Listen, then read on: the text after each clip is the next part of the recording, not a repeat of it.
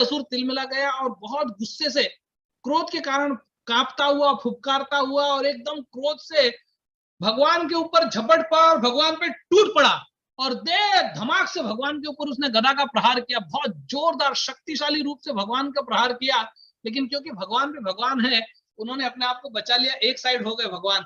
और जैसे ही उसने गदा से मारा तो भगवान एकदम साइड में हो गए और उसका प्रहार जो है वो खाली चला गया। हाँ, तो सुखदेव गोस्वामी बोलते भी क्या है कि उसी प्रकार से, जिस प्रकार से एक योगी मृत्यु को चकमा दे देता है, वैसे भगवान ने उस हिरण्याक्ष को चकमा दे दिया। और चकमा देने पे आज का ये वर्ष है, पूर्ण गदाम स्वामादाय भ्रामयंतम अभिक्षणशः अभ्यव्यत क्रुद्ध, हरि क्रुद्ध। तो उन्होंने कहा कि तब भगवान ने क्या किया, अपने क्रोध का प्रदर्शन करते हुए उस राक्षस के ऊपर झपटे। पहले तो बहुत उसने गदा मारने का प्रयास किया भगवान को, तो जो क्रोध से अपने होठ चबा रहा था। आज का जो वर्ष है उसमें क्या कहते हैं कि भगवान ने उस राक्षस की ओर रुख किया, उसके ऊपर झपटे जो अपने होठ को चबा रहा था, और उसने फिर गदा उठाई और बारंबार घुमाने लगा और भगवान को मारने लगा। तो इस वर्ष में हम लोग आज है 16वें वर्ष पे, और बताते कि तब भगवान ने अपनी गदा से शत्रु की दाहिनी भौं पर प्रहार किया।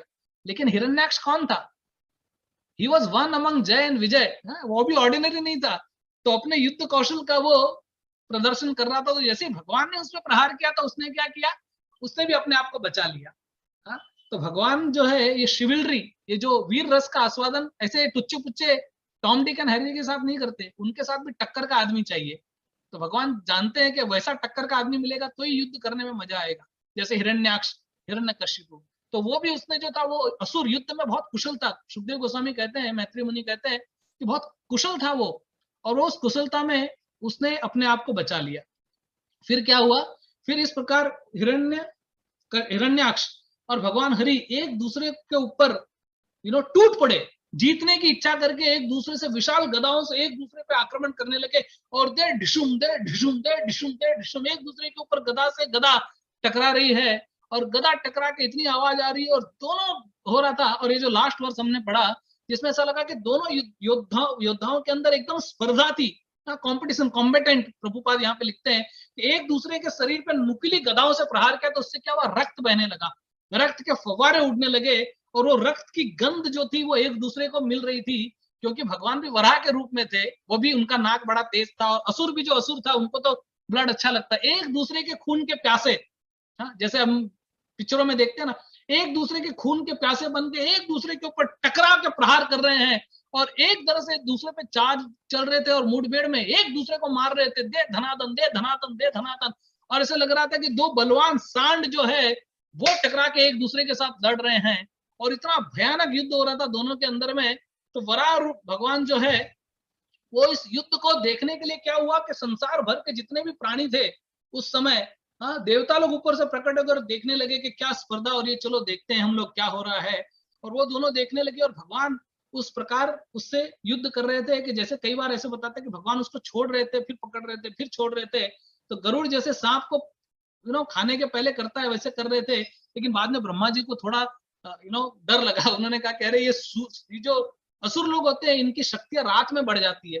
तो भगवान आप जो है वो प्राकट तो हो गए, लड़ाई तो कर रहे, इतने टाइम से लड़ाई कर रहे हो आप, लेकिन क्या होगा कि जैसे जैसे संध्या काल होगा इसकी शक्ति बढ़ जाएगी, तो आप इसको मार दो। हालांकि ब्रह्मा जी ये जानते नहीं थे कि शक्तियों के स्वामी तो कौन है, वो तो भगवान है, वो उन्हीं से आता है। तो भगवान भी उसके साथ में मजा कर रहे थे, क्योंकि भगवान यहाँ पर प्रकट हुए थे अपने वीर रस का आस्वादन करने के लिए। तो वही भगवान जो है कभी कभी वीर रस का आस्वादन करते हैं, वही भगवान कभी कभी माधुर्य रस का आस्वादन करते हैं, कभी कभी वात्सल्य रस का आस्वादन करते हैं। तो वात्सल्य रस के लिए मैं आपको बताता हूँ कि ये वराहदेव, इसका शरीर इतना बड़ा था, ऐसे बताते हैं कि उनके एक रूम कोप में पूरा का पूरा समुन्द्र जो है वो समाहित हो जाता था। लेकिन वही वराहदेव जब कृष्ण के रूप में प्रकट हुए, बाल कृष्ण के रूप में, तो माता यशोदा एक बाल्टी पानी लेके कृष्ण के सर पे डालती थी और कृष्ण का स्नान हो जाता था। सोचो ये कृष्ण जो है कैसी कैसी लीला करते हैं। और कृष्ण एक बार क्या है कि माता यशोदा बाल्टी से पानी से उसको नहलाया, नहला के कृष्ण बाहर निकले। फिर कृष्ण ने बोला कि यार ब्रज जो है, ब्रज मेरे लिए सबसे बहुत महत्वपूर्ण है, और ब्रज की रज जो है उससे भगवान बड़ा प्रेम करते हैं। ब्रज की रज में धूर बनूं मैं। तो भगवान ने क्या किया, लेटना शुरू किया ब्रज में। और माता यशोदा ने देखा कि अरे अभी इसको नहला के बाहर निकाला, ये तो धरती के अंदर वापस से लेटने लगा, अपने सारे कपड़े गंदे कर दिए। तो मैया ने झाड़ दिया कपड़े सब, तो कृष्ण ने सोचा कि अरे इसने माटी झाड़ दी, ब्रज की मिट्टी झाड़ दी, ऐसे क्या कर दिया। तो उसने सोचा कि यार मैं सूखी मिट्टी में अगर लौटता हूं तो मैया झाड़ देती है, तो मैं गीली मिट्टी में लौटूंगा। तो भगवान ने क्या किया कि गीली मिट्टी के अंदर, जिसके अंदर गोमूत्र है, हाँ, ब्रज की पानी रज सब मिलके गोबर, हाँ, उसके अंदर भगवान लौटने लगे और बोले कि गीला कपड़े पे जब ये कीचड़ लग जाएगा तो मैया यशोदा कैसे झाड़ेगी उसको। हाँ, तो जब ये मैया यशोदा बाहर आई, देखे अरे ये तो कपड़ा पहना के इसको भी ला के बाहर खड़ा किया, ये तो वापस कीचड़ में चला गया। तो मैया को बड़ा गुस्सा आया और मैया ने कहा कि क्या रे काना, क्या रे लाला, हाँ, तू क्या सुअर है जो ऐसे कीचड़ में लेट रहा है। बोलो मैया ने क्या कहा, क्या तू सुअर है क्या, कैसे कभी कभी माँ लोग को गुस्सा आ जाता है ना कि बच्चा इतना परेशान करता है। तो बोला क्या तू सुअर है कि कीचड़ में लौट रहा है। और लाला ने हंस के जवाब दिया, कहा कि हाँ मैया, मैं एक पिछले जन्म में शुक्र के रूप में प्रकट हुआ था, तो थोड़े से उस जन्म के गुण मेरे में बाकी रह गए हैं, तो वो मैं पूरा कर रहा हूं अभी। सोचो भगवान की क्या लीला है। तो वह वराहदेव, जिसके रोमकूप में समुद्र समाहित हो जाता है, वह वराहदेव एक छोटे से बालक के रूप में प्रकट होते हैं वापिस से। इसलिए कृष्णदास कविराज गोस्वामी कहते हैं, कृष्ण रयत एक खेला सर्वोत्तम नर लीला, नर रूप जाहा रस रूप।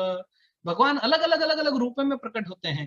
भगवान कभी मछली के रूप में प्रकट होते हैं तो मत्स्य अवतार कहलाते हैं, कभी वराह के रूप में प्रकट होते हैं तो शुकर वराह अवतार कहलाते हैं, कभी वामन के रूप में प्रकट होते हैं, कभी कुर्म के रूप में, कछुए के रूप में प्रकट होते हैं, कभी आधे नर आधे सिंह नरसिंह के रूप में प्रकट होते हैं, कभी भगवान राम के रूप में प्रकट होते हैं, और कभी भगवान ग्रंथ के रूप में प्रकट होते हैं, तो उसे कहते हैं श्रीमद् भागवतम। और हम श्रीमद् भागवतम का ये ग्रंथ का पाठ कर रहे हैं, तो ब्रह्मा जी कहते हैं कि मारो इसको, इस असुर को मार दो भगवान, मार दो। हा? तो मारने के लिए कहते हैं, और तब भगवान क्या करते हैं, अपने हाथ से एक प्रहार करते हैं उसके गाल के नीचे, बोलते हैं ना कनपट्टी के नीचे बजाते हैं, अगर बम्बईया भाषा में बोले तो भगवान कनपट्टी के नीचे उसके एक ऐसा बजाते हैं कि खून की उल्टी करता हुआ असुर जो है, हाँ, वो पूरा की पूरी हड्डियां चूर चूर हो जाती है और उसका नाश हो जाता है, और वह असुर जो है वो अपनी सदगति को प्राप्त हो जाता है। बता बोलिए वराह देव भगवान की जय। तो इस प्रकार से वराह देव जो है वो एक कनपट्टी पे प्रहार करके असुर का खात्मा कर देते हैं। तो वो आगे आएगा, आप आगे इस श्लोक को पढ़ेंगे। लेकिन ये जो श्लोक जहां पे भगवान कह रहे, ये जब बात हो रही है आज के श्लोक में कि एक दूसरे पे गदा का प्रहार हो रहा है और एक दूसरे से गदा टकरा के और एक दूसरे के साथ वो ऐसा भयंकर युद्ध कर रहे हैं कि बड़ा ही मतलब आनंद लेके लोग देख रहे हैं इसमें। सारे के सारे जन लोग, महर लोग, तप लोग, सत्य लोग, सारे प्राणी जो है वो जमा हो गए हैं और सब लोग आके जो है वो भगवान का युद्ध देखने के लिए एकत्रित हुए हैं। तो भगवान चाहे युद्ध करे, चाहे भगवान प्रेम करे, दोनों में अंतर नहीं है कुछ। दोनों लीला जो है उसमें हमको रस का आस्वादन करना चाहिए। कभी कभी हमको ऐसा लगता है कि नहीं, भगवान की रास लीला जो है उसमें बड़ा मजा आता है। तो कई बार जो होता है वो बाहर के जो लोग हैं जिनको भागवत का सच्चा ज्ञान नहीं है और जिन्होंने canto by canto, page by page becoming a sage, वो फिलोसॉफी समझी नहीं है, वो सीधा 10वें स्कंद पे जंप मारते, तीसरे स्कंद पे आते ही नहीं है। लेकिन पहले तीसरे स्कंद, पहला स्कंद, दूसरा स्कंद, तीसरा स्कंद, ऐसे पढ़ते हुए हमको 10वें स्कंद की ओर जाना चाहिए और भगवान की हर लीला का आस्वादन करना चाहिए, आनंद लेना चाहिए, क्योंकि भगवान जो है वो एब्सोल्यूट है और वह जो है दिव्य है, ट्रांसेंडेंटल है। इसलिए हर लीला का आनंद हमको लेना आना चाहिए और लीला का आनंद लेंगे तो हम भगवान के धाम में पहुंच पाएंगे। इन्हीं शब्दों के साथ में मैं यहीं पे रुकता हूँ। बहुत बहुत धन्यवाद, थैंक यू वेरी मच। हरे कृष्णा। श्री वराहदेव भगवान की जय। श्री महापुराण की जय। श्रील प्रभुपाद प्रभु की जय। प्रभु, it was a real power pack performance, power pack from beginning to end. Now I want a request from you, प्रभु, आपसे विनती है, once in a month जब आए हुए तो बहुत अच्छा होगा, प्लीज।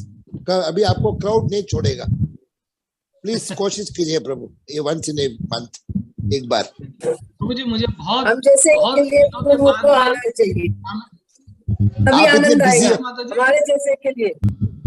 हमारे लिए तो प्रभु जी जरूर आइएगा, क्योंकि हम तो सुनते हैं, जो इंग्लिश बोलते हैं मुझे समझ नहीं आती, पर आत्मा क्या समझते मुझे नहीं पता। पर आज का आनंद की जय, बहुत आनंद आया प्रभु जी। माता जी, आज तो सारी लीलाओं में घूमेंगे सारी रात, बहुत आनंद आया। प्रभु बहुत बिजी है, उनका इतने क्लास